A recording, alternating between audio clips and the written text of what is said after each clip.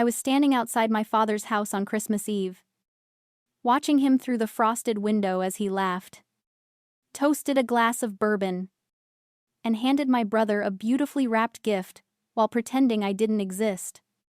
My truck was parked right at the end of the driveway, headlights off, engine silent. I had driven 2 hours in the snow on nothing but hope. Hope that, maybe, just maybe, the text message I received was a misunderstanding. It wasn't. Inside my family, my father, my stepmother, and my brother Jackson sat around the dinner table under warm yellow lights. They were a complete picture, and I was officially deleted from the frame. Have you ever felt like the invisible one in your own family? Let me know your story down in the comments. I would love to know who is part of our community. I sat in my truck, the heater barely fighting off the Wyoming winter, and watched them through that frosted glass. It was like looking at a corrupted data file. For years, I had been the silent investor in the Henderson family brand. I was the one who kept the servers running while they lived offline in a world of luxury and denial. My father, Gregory, once called me his rock. I realize now that he did not mean I was a source of strength. He meant I was a foundation he could build his son's failures upon. I remember receiving a frantic call at 2 a.m.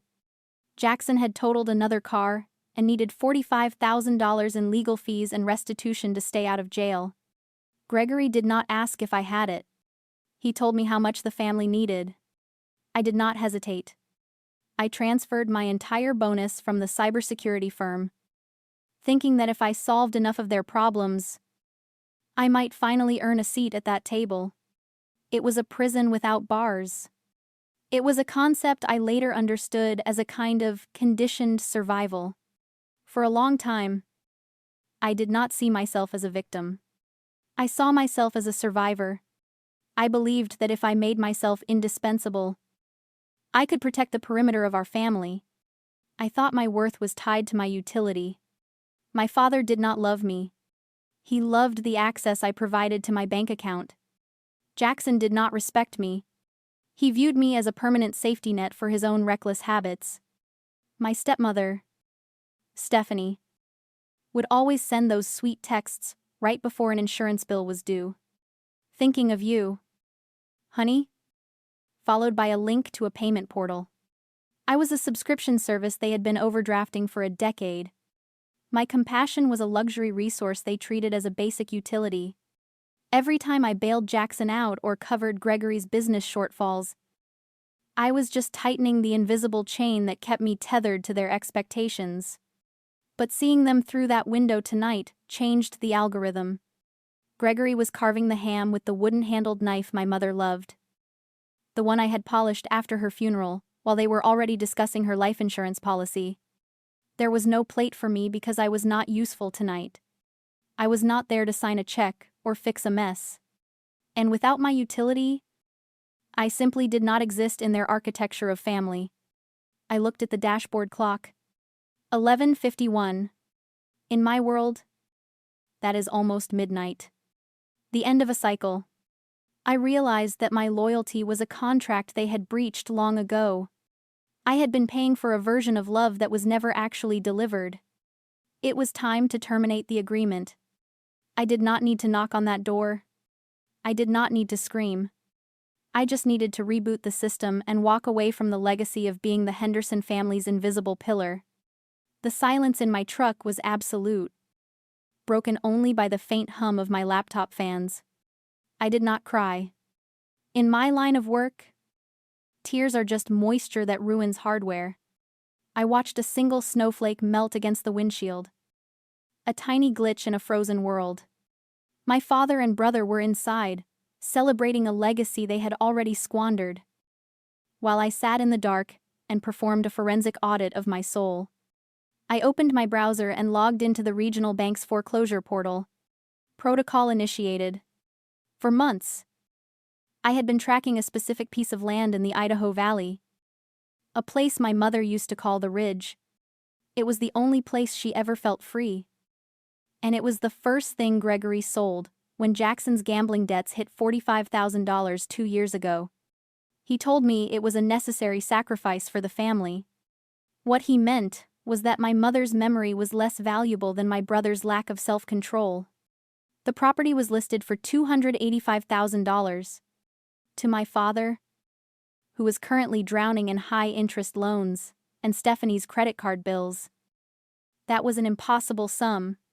To me, it was just the accumulation of 4 years of discipline and a $165,000 salary they knew nothing about. I moved my cursor over the buy now option. I looked at the $45,000 sitting in my primary savings account.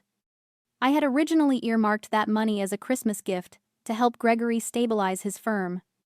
I realize now that giving them more money was like trying to patch a server with a virus. It would only feed the infection. I moved the entire amount into the escrow portal instead. It was my first payment on my own terms. Execute. The confirmation email hit my inbox at 12:03. The ridge was mine. The digital deed processed. And for the first time in my life, my name stood alone on a document. No Gregory Henderson to co-sign my choices. No Jackson Henderson to drain the equity. I had just purchased my independence with the very money they expected me to hand over for free. This was my liberation protocol. I had spent years in a male-dominated industry, building walls of code to protect corporate assets, while my own family treated my boundaries like a suggestion. I was done being the backup server for their failing lives. I put the truck in gear and slowly backed out of the driveway. I looked at the house one last time. They were still inside. Still laughing. Still toasting to a future that was built on a foundation I had just removed. They thought I was alone in the cold. They had no idea that I was leaving with the only thing that actually mattered. I wasn't going back to my apartment. I was heading north to Idaho. I had a perimeter to secure and a life to build that didn't require an invitation to exist. 1 month of silence. 1 month where the only notifications I received were system updates and bank alerts. Not frantic demands for cash. I had spent that time securing the ridge, installing a perimeter of high-definition cameras and motion sensors that tracked every vibration in the Idaho soil. I was rebuilding the physical fences and the digital ones simultaneously. Then, the motion alert on my phone broke the quiet. I opened the feed to see my father's black SUV idling at my main gate. He wasn't alone. He had brought Stephanie. Jackson. A man in a cheap suit, carrying a clipboard. And another man kneeling by my gate keypad with a heavy tool bag. A realtor? And a locksmith? The entitlement in my family was a specialized kind of virus. They weren't there to apologize for Christmas Eve. They were there to repossess my life. I watched them through the lens of a 4K camera. A silent observer of their desperation. Gregory was pacing, waving his arms at my barn like he still owned the air around it. He was telling the realtor that this was family property, that his daughter was just house-sitting while she worked some little tech job. He looked diminished. A small man, trying to cast a large shadow. I realized then that I was witnessing the psychological collapse of a dynasty built on sand. For my father, power was always something you rented with a fat bank account. He never understood the difference between having wealth and actually being a person of value. For decades, his authority was a top-heavy structure, built on the illusion of status.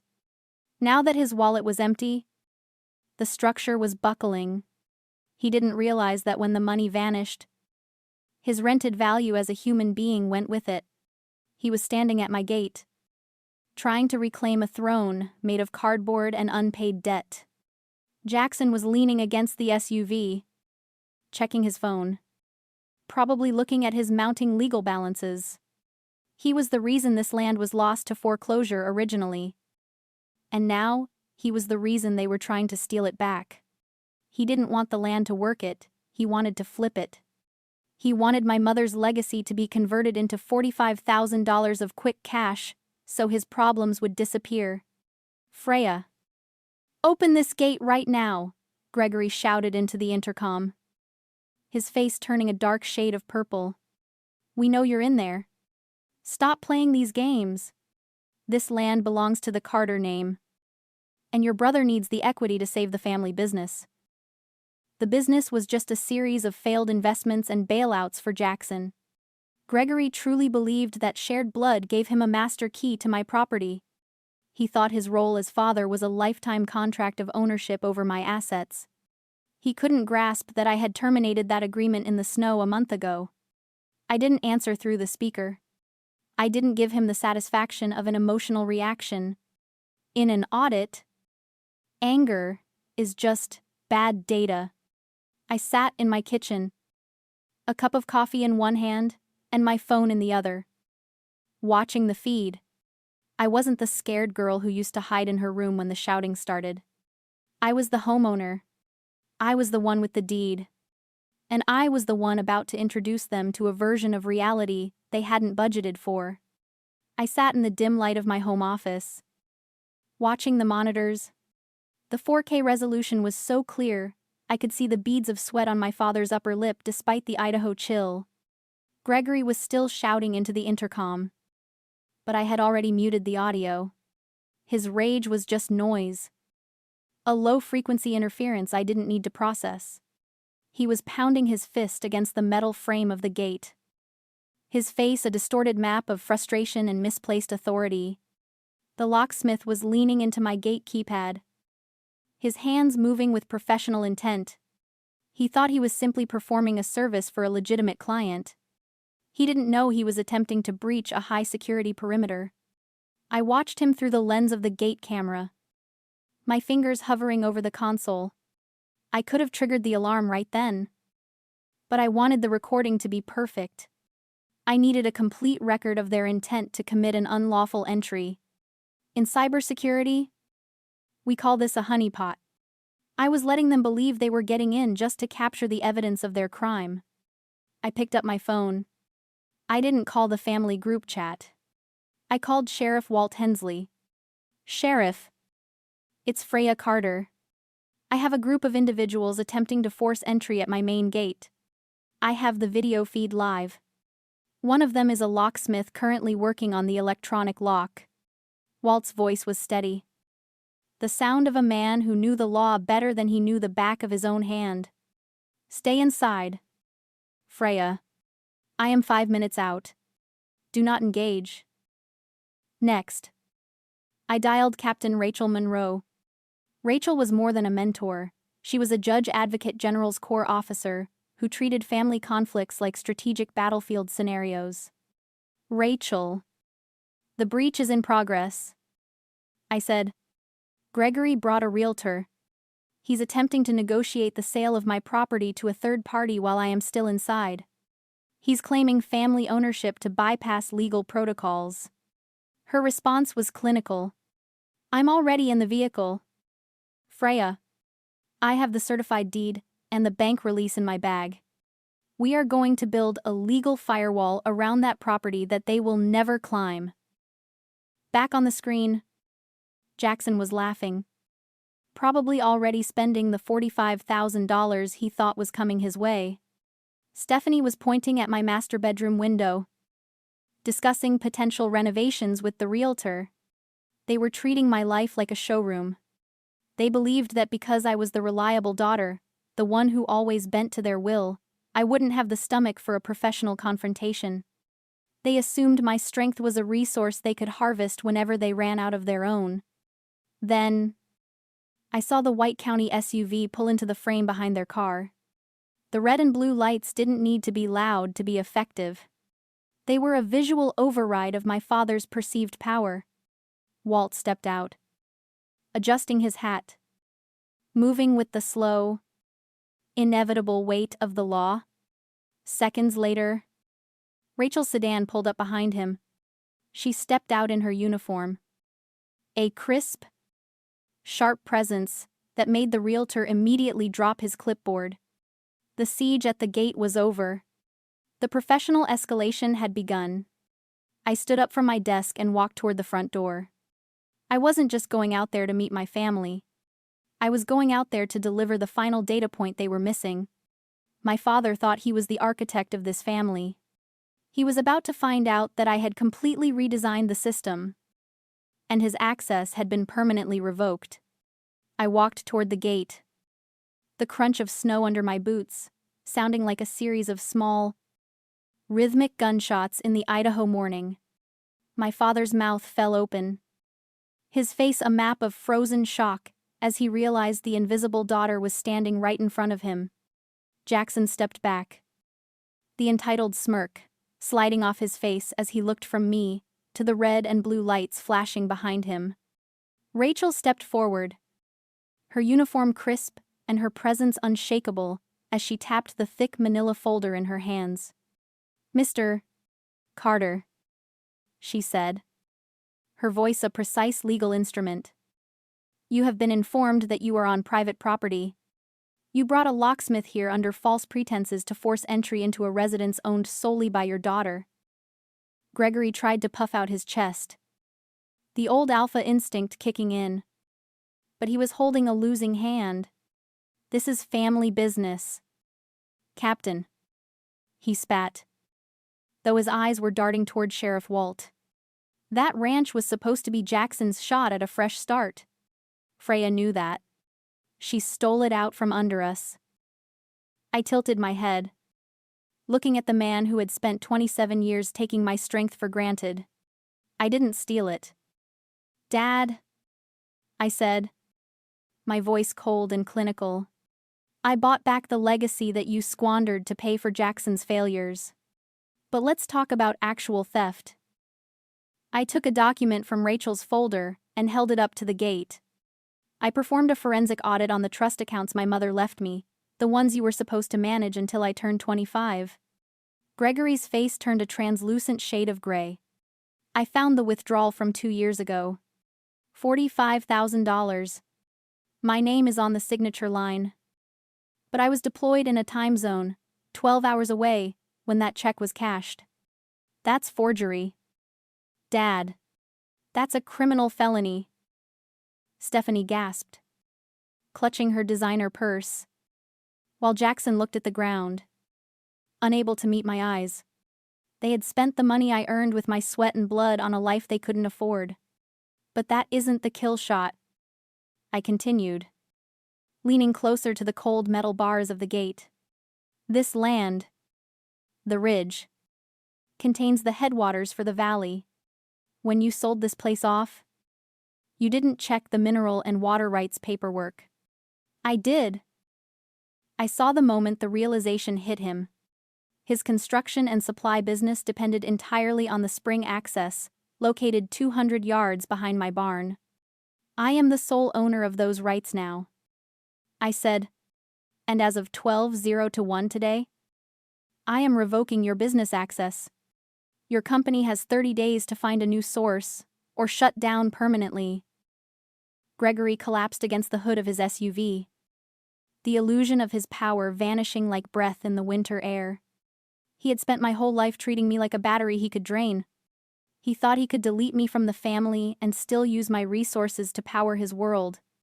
"You're destroying us," he whispered, sounding like an old, broken man. "No, Dad," I replied, turning to walk back to my house. "I'm just securing my perimeter. Rachel and the sheriff will explain the terms of the restitution. Don't make them use the handcuffs." The aftermath was a clinical operation. My father had to liquidate his remaining heavy equipment and sell his vehicles just to cover the restitution for the forged trust withdrawal. $45,000 plus 4 years of interest is a significant number when your reputation is at zero. Without the spring water access, I controlled. His supply company wasn't a going concern. It was a liability. He and Stephanie moved into a small apartment in a part of town they used to avoid. Jackson is currently working on a road crew at the far end of the valley. He spends his days hauling the very dirt he once thought he was too good to touch. I stood on the highest point of the ridge as the Idaho spring began to thaw the frozen ground. The firewall was now absolute. I had partitioned them out of my life. Not out of spite, But for the sake of system integrity, it is a painful, cold realization when you finally admit that some connections are beyond repair. We are taught from birth that blood is an unbreakable bond, a sacred debt that must be paid regardless of the cost to our own well-being. But in my world, a compromised connection is a threat to the entire network. Letting go of blood ties isn't a sin, it is a necessary act of self-preservation. Sometimes, the most human and productive thing you can do is acknowledge that shared DNA does not grant someone a lifetime license to exploit or destroy you. Cutting toxic relationships is not an act of cruelty, but an act of liberation that soothes the feeling of guilt. It is the only way to find your own pulse again. It is a revolution of the self. A release from a contract you never actually signed. I used the interest from the restitution and my own savings to establish the Mother's Ridge Foundation. It provides forensic accounting and legal support for women in high-pressure industries who are facing financial coercion from their own families. I want to help them see the patterns before the debt becomes a permanent part of their architecture. This is the justice of the seed sower justice that focuses on building a future rather than just punishing the past. Rachel visited the ranch last week to drop off a final box of documents from the probate lawyer. Hidden in the back of an old, leather-bound journal was a letter from my mother. Dated a month before she passed. She wrote, "Freya, you were always the one who held everything together. But strength doesn't mean you have to be everyone else's bridge. If they ever leave you standing in the cold, remember that the ridge belongs to you. It's waiting for you to come home and claim the peace you've earned." I sat by the stone fireplace that night and read those words until the ink felt like a part of my own internal code. I hadn't just purchased a piece of Idaho land. I had retrieved the only part of my legacy that hadn't been corrupted by greed. For the first time in my life, the silence wasn't a void. It was a sanctuary. If Freya's story has helped you realize it's time to draw your own line in the sand, please share this with someone who needs to hear it. You are allowed to protect your peace. You do not owe anyone your self-destruction in exchange for a seat at a table where you aren't even invited. Thank you for listening. And remember, you are the only one who gets to decide who belongs in your circle.